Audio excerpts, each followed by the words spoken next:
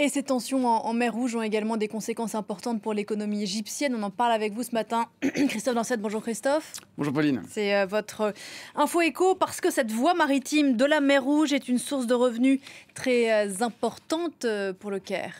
Oui, et ce grâce au canal de Suez, ce canal de près de 200 km qui relie justement la mer Rouge à la mer Méditerranée. À l'origine, c'était un projet français, imaginé sous Napoléon Bonaparte, réalisé sous Napoléon III dans les années 1860. L'idée était simple, permettre au trafic maritime de relier les Indes et l'Europe en évitant de contourner l'Afrique avec un précieux gain de temps à la clé. Le canal qui un temps était détenu justement par la France et par le Royaume-Uni a été nationalisé en 1956 par Gamal Abdel Nasser à la suite de la guerre de Suez justement.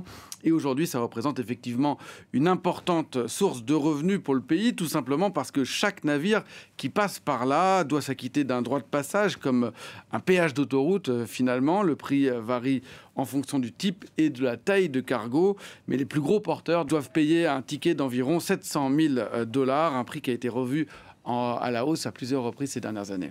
Sauf que cette source de revenus, Christophe, est en train de se tarir. Oui, on le voyait avec les attaques de Houthis. Cette instabilité, ce ne sont pas moins les 13 principales compagnies maritimes, le danois Maersk, le français CMA-CGM notamment, qui ont par moment décidé de contourner la mer Rouge et de passer par la Corne de l'Afrique, privant ainsi l'autorité du canal de Suez de la moitié de ses revenus, environ au mois de janvier. C'est en tout cas ce qu'a annoncé hier le président égyptien Abdel Fattah al-Sisi. Le canal de Suez, qui rapportait à l'Égypte près de 10 milliards de dollars par an, a vu ses recettes diminuer de 40 à 50%.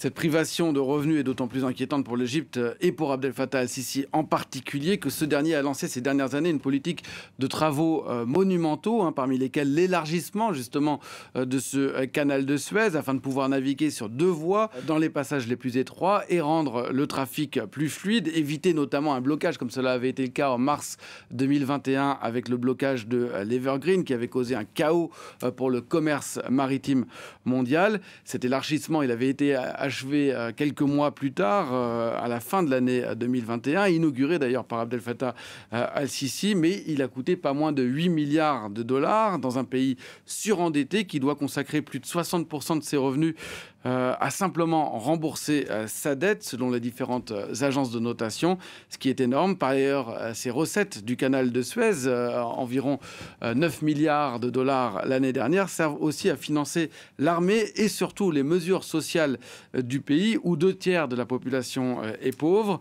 Là, les recettes, elles sont en forte baisse au mois de janvier, on l'a vu. Un mois, ça va, mais ça peut être rattrapé, mais 2 ou 3 mois d'affilée, ça serait inquiétant avec le risque que ce couvercle que ces recettes représentent pour la cocotte minute sociale finisse par exploser.